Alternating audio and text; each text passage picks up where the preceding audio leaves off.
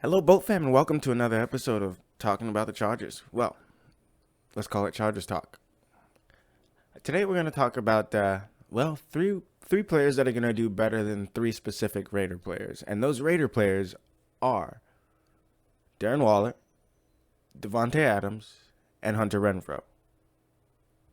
Yeah, see? Three. So, with that being said, let's get started. So, first up, we have, the one and only Mike Williams. Mike Dub. He's coming off of, his best season as a Charger. He's coming off of over 1,000 yards and over 5 touchdowns, and that's something I can honestly say I expect to see about 1,500 yards and about 10 touchdowns, give or take 1 or 2.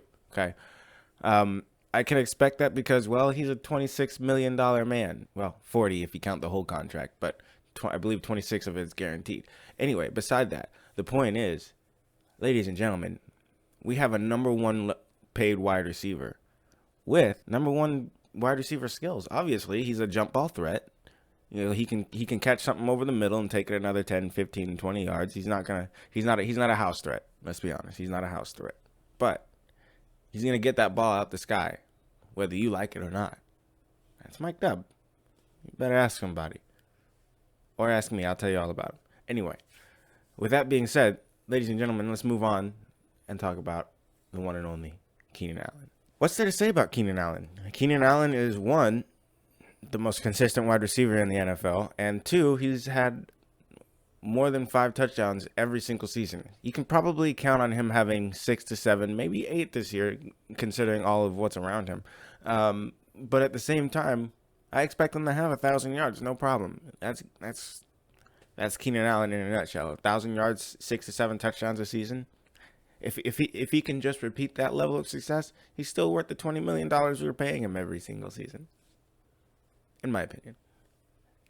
But who am I to say? I'm not the GM or the guy that runs the salary or whatever. So, but with that being said, Keenan Allen should have no significant drop off. If anything, he should be right there at the same exact spot he was before because, a tactician as a route runner.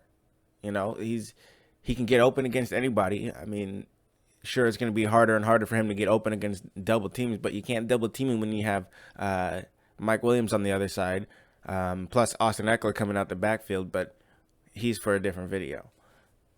So, ladies and gentlemen, let me know what you think. Who's going to have a better season, Keenan Allen or Mike Williams? I know which way I'm leaning. All right, so guys, I apologize for the fuzzy video or fuzzy photo, but it was the best one I could find on short notice. I had to make this really quick, so let's just get on with it. With that being said, we've got Gerald Everett.